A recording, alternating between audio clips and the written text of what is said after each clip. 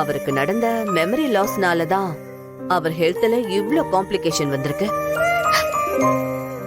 ஏன் பாரதி, ஏன் உன் புருஷனை உன்னால இன்னொருத்திக்கு விட்டு கொடுக்க முடியல?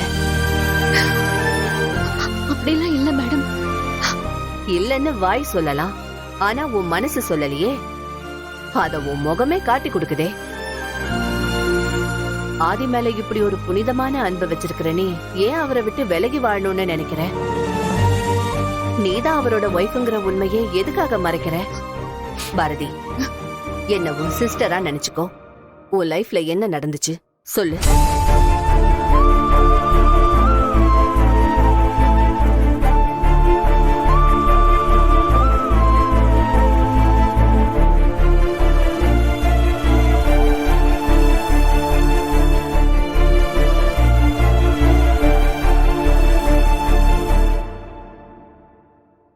பாரதி, ஆதி மேல உனக்கு இருக்கிற கன்சர்ன் எனக்கு புரியுது.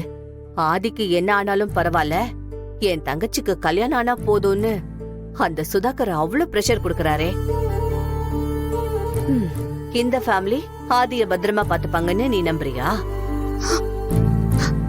இல்ல மேடம், சுதாகர் சார் ரொம்ப நல்லவர். Stop this Bharathi. நம்மள டேக் கேர் பண்ற மாதிரி நம்ம கிட்ட சிரிச்சு நல்ல விதமா பேசுறவங்க எல்லாம் நல்லவங்க கிடையாது. அவங்க நல்லது செய்யணும்னு அவசியமும் இல்ல. நம்மள நாம தான் பாத்துக்கணும். சுதாகரோட சூழ்நிலை கூட தப்பா கைட் பண்ணலாம் இல்லையா? ஆதிக்கு நல்லது பண்றேன்னு நினைச்சு அவரை விட்டு விலகி அவரோட லைஃபையே ஸ்பாயில் பண்ணிடாத. அவரோட பாஸ்ட் லைஃப்ல நடந்த டிராமாவை வச்சு இந்த முறையும் ஆதியை இழந்துடுவோமோன்னு நீ பயப்படுற. ஆனா இதுல பாசிட்டிவா நடக்கிறதுக்கும் சான்சஸ் இருக்குல்ல. நல்லதே நடக்கும்னு நம்பு.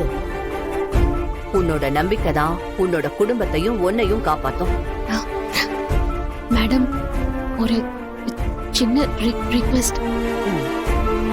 நான் தான் அவரோட பொண்டாட்டின்னு யாருக்கும் தெரிய வேண்டாம்.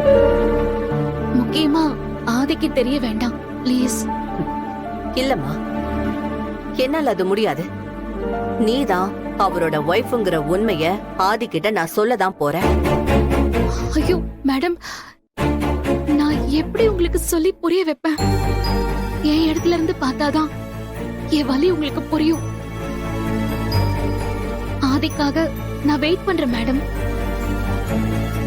நான் தான் அவரோட வைஃப்ங்கிற உண்மை ஒரு நாள் அவருக்கு தெரிய வரும்ல, அந்த நேரத்துக்காக தான் நான் காத்துட்டு இருக்கேன். நிஜமா